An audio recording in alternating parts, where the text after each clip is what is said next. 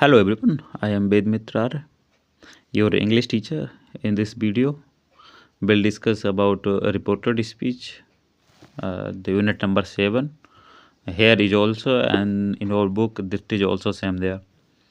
So, reported speech has some different names like uh, direct speech, indirect speech, and narration.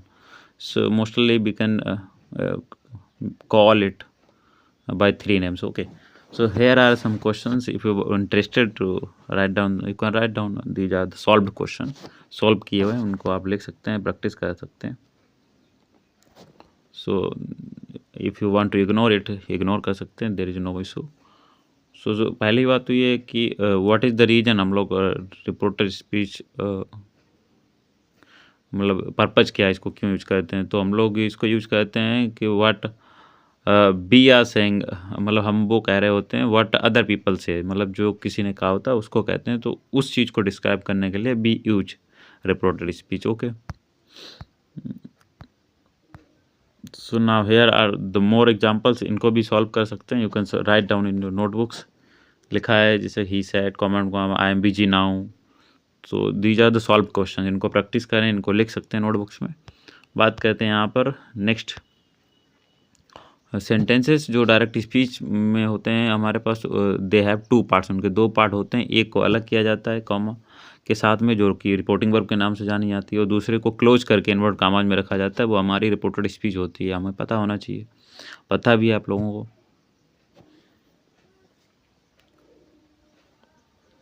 ठीक है, अब बात करते हैं कि हाउ टू चेंज टेंसेस, मतलब कौन सा टेंस किस में चेंज होगा. तो ये बहुत इंपॉर्टेंट मेजर नॉलेज है जो सबको आनी चाहिए. So that is here. तो you can write down in your notebooks as it is. तो जैसे कि हमारा सिंपल प्रेजेंट टेंस है वो सिंपल पास्ट में जाता है. और कब जाता है, तो द थिंग इज हमारा जो रिपोर्टिंग वर्ब होना चाहिए that should be in the simple past form. Past tense में होती है हमारी reporting verb. Then we need to change like this. ऐसा बदलना है फिर हमें.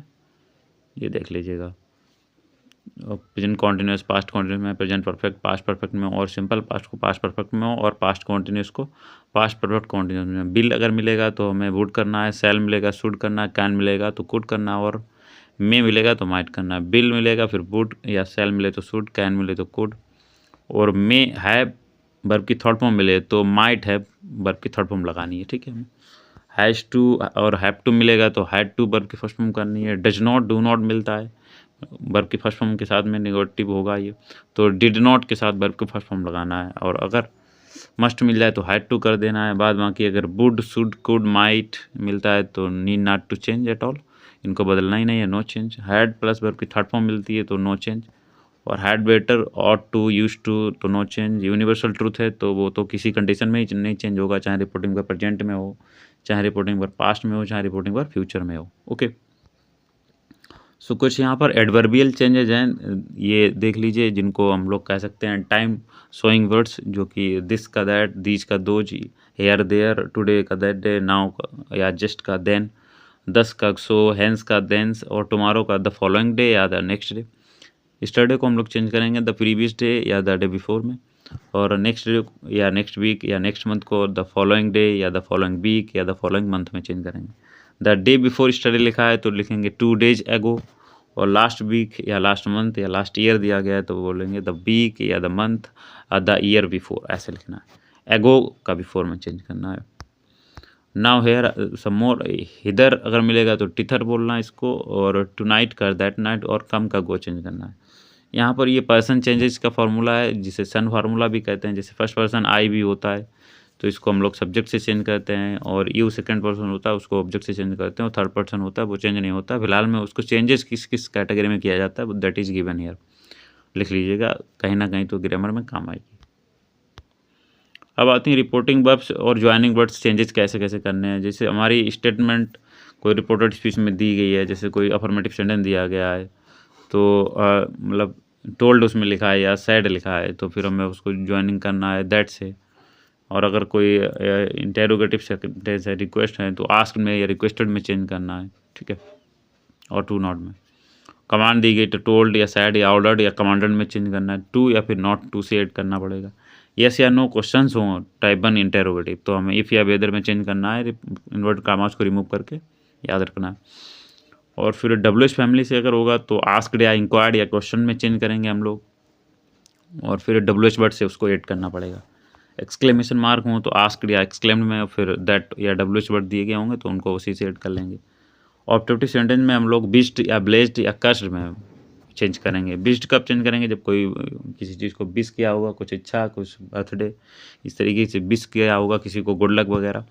और या ब्लेस मतलब आशीर्वाद, और क्लोज कर्स मतलब किसी को अभिशाप दिया हो, मतलब कुछ समथिंग नेगेटिव स्टेटमेंट, तो और उसको दैट से रेट करना होता है। तो पंक्चुएशन मार्क में इन्वर्ट कामाज या क्वेश्चन मार्क या एक्सक्लेमेशन मार्क या कॉमा या जो फुल स्टॉप जो लगे होते हैं वो तो हम लोगों को पता ही है। आप देखिएगा इन सेंटेंसेस को, जैसे लिखा है he said to me I am sleeping now, तो सेड टू को चेंज कर दिया गया। टोल्ड में तो he told me that, I first person है तो ही के अकॉर्डिंग चेंज हो गया तो ही लग गया। और आई एम स्लीपिंग नाउ तो प्रेजेंट कंटिन्यूस टेंस है तो इसको पास्ट कंटिन्यूस में लगे तो ही वाज स्लीपिंग देन हो गया, नाउ का देन हो ही जाता है। तो देखिए रिपोर्टिंग वर्ब में क्या क्या चेंज है उन्होंने, सेड टू मिलेगा तो टोल्ड कर देना है, कंजक्शन दैट लगा देना है, प्रोनाउन आई की जगह पे ही हो गया है, टेंस ईजेमार था मतलब हमारा कंटिन्यूस था तो पास्ट कंटिन्यूस हो गया। तो इस तरीके से कुछ चेंजेस करने होते हैं। That's how we solve the questions. अब आपकी ये कुछ आ जाते हैं यूनिवर्सल ट्रूथ्स जो कि सेम रहेंगे with all the reporting verb, जैसे कि ही टोल्ड अस हो, चाहे ही टेल्स अस हो, चाहे ही या दे टेल अस हो, ऐसा कुछ भी हो, या दे विल टेल अस, ऐसा कुछ भी हो, तब भी रिपोर्टिंग वर्ब हमारी ऐसी है। तो डायरेक्ट स्पीच में जो हमारा जो क्वेश्चन दिया रहेगा इन्वर्टेड कॉमा के अंदर, द वर्ल्ड इज राउंड, तो ये तो सेम रहेगा एवरीवेयर। तो इसका आंसर लिखा है he told us that the world is round. तो ये कुछ चीज़ें ऐसी हैं जो universal truth they never change any how in any condition. ठीक है, तो ये सारे क्वेश्चंस आप लिख लीजिए अपनी नोटबुक्स में। और फिर कंडीशनल्स के भी यहाँ पर कुछ क्वेश्चन दिए गए, जैसे Kushal said to me if I were you I would fly high in the sky, तो ये भी कंडीशनल्स वाले भी नहीं चेंज होंगे। कुशल टोल्ड मी, जैसे कि यहाँ पर लिखा है Kushal told me that if he, I आपका था तो कौशल से चेंज हो गया तो यहाँ पे ही बन गया। तो इफ़ ही वर मी तो आई फिर से आ गया तो ही फिर हो गया, फिर he would fly high in the sky, तो मतलब need not to change conditionals also.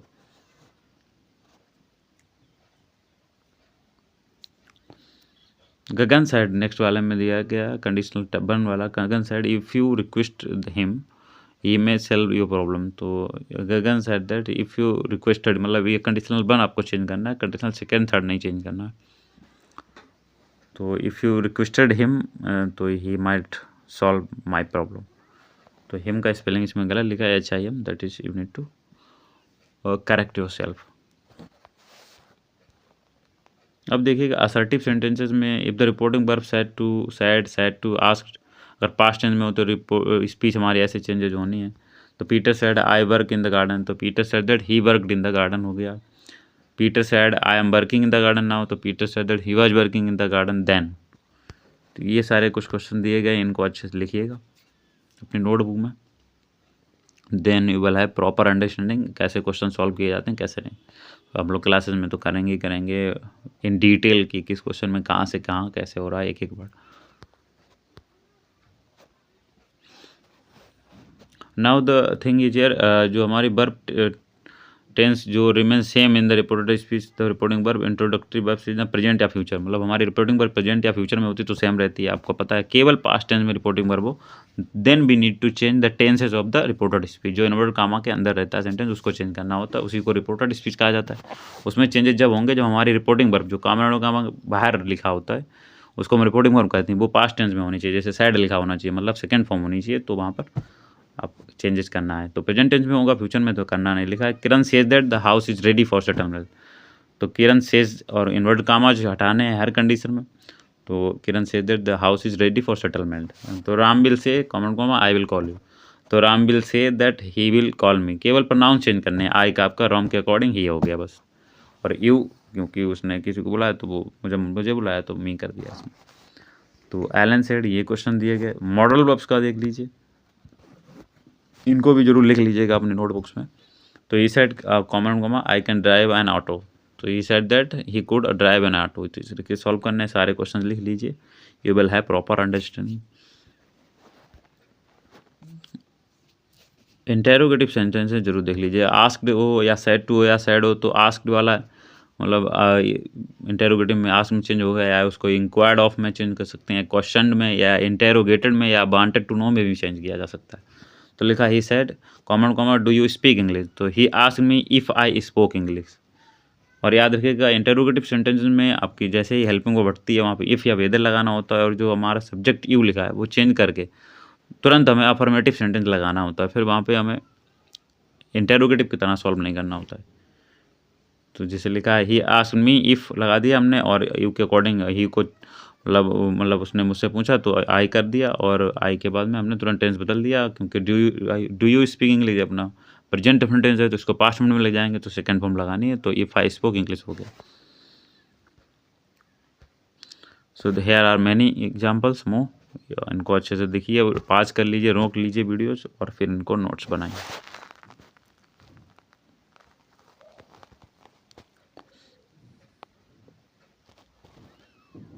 बात करें इम्परेटिव सेंटेंसेस की, तो हमें क्या करना होगा, सैड या सैड टू को हमें ordered, commanded, advise, suggested, requested, prayed, begged, persuaded या वांड में चेंज करना हो। मतलब चेतावनी दी होगी तो वांड में, और अगर किसी चीज़ को मांगा होगा तो बेग्ड में, या किसी को सलाह दी होगी तो एडवाइज या सजेस्टेड में चेंज करेंगे। अगर किसी से मतलब विद रिक्वेस्ट प्लीज वाला है तो वो रिक्वेस्टेड में चेंज कर देना है। किसी को अगर कुछ कहा जा रहा है, मतलब कोई बड़ा है पोस्ट में, तो वो ऑर्डर देगा छोटे पोस्ट को लोग, तो वहाँ पे ऑर्डर चेंज करना है विद द सेंस। तो लिखा he said to me write carefully, तो he told me to write carefully. और ये याद रखिएगा इंपरेटिव सेंटेंस होते हैं उनमें इन्वर्ट कॉमास को रिमूव करके ना तो हमें फिर वहाँ पे दैट लगाना होता है, ना ही इफ़ या वेदर लगाना होता है, उनको हमें इन्वर्ट कॉमास को हटा करके टू से ऐड करना होता है। और नेगेटिव जो सेंटेंसेस होंगे इंपरेटिव में जिसमें डू नॉट लगा होगा उनको नॉट टू से ऐड कर लियांगे अब। तो ये said to me comma comma write carefully, तो इसका हो गया he told me to write carefully. I said to Pavan to close the window, तो I told Pavan to close the window, ऐसे बन गया। तो these are the more examples you can write and understand.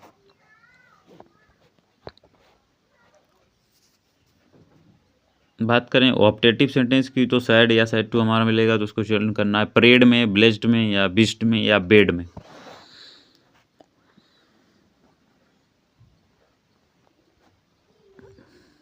Examples भी लिख लीजिएगा।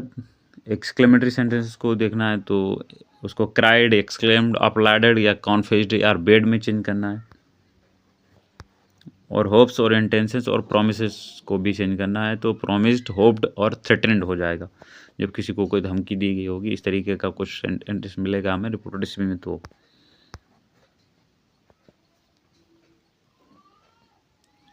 रिक्वेस्ट और suggestions देख लीजिए। The doctor said to me stop smoking, तो डॉक्टर हमें एडवाइज करते हैं, सजेस्ट करते हैं, तो दोनों ही से हम बना सकते हैं। द डॉक्टर एडवाइज या suggested me to stop smoking, तो suggested, want, ask, advise, invited, begged, taught, forbade, asked, like this we need to change. Offers के लिए हमें सजेस्टेड, ऑर्डर्ड, अर्ज्ड, एडवोकेटेड लगा सकते हैं। तो he said let's leave the container at the station, तो he suggested leaving the container at the station, ऐसे बनाया। या he suggested that they should leave the container at the station, ऐसे बना सकते हैं। लेटेस्ट वाले को शुड में चेंज कर सकते हैं, that is also important to know. So she said that she said comment one, let's stop now and finish it later. So she suggested stopping then and finish it later, या ऐसे बोल सकते हैं she suggested that they should stop then and finish it later। ये कुछ mixed sentences हैं, इनको भी आप रिवाइज करिए, लिख लीजिए, या वन साइड के डायरेक्ट स्पीच लिख लीजिए, खुद से सॉल्व कर लीजिए, बाद में वीडियो क्लिक करके देख लीजिएगा, आंसर्स मैच कर सकते हैं, आपका प्रैक्टिस से हो जाएगा। जैसे चाहें वैसे मर्जी you can consume that one content.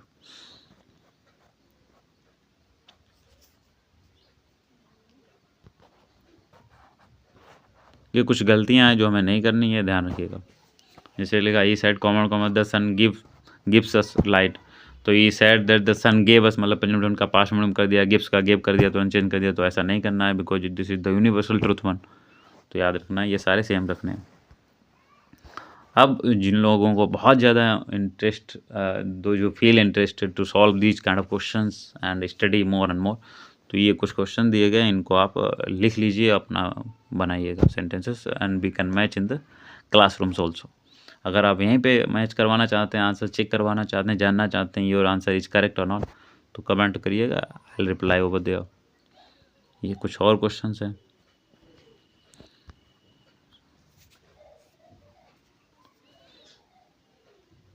आप अपना वीडियो रोक करके स्क्रीनशॉट लेके आप सारा लिख सकते हैं।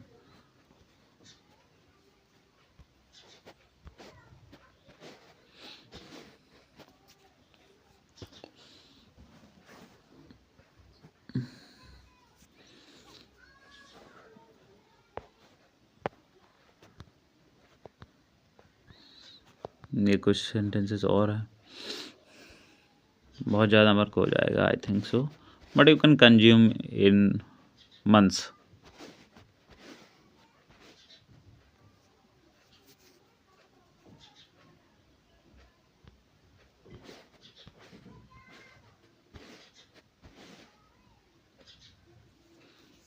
ये आपके इनडायरेक्ट स्पीच के क्वेश्चन हैं, इनको डायरेक्ट स्पीच में चेंज करना है।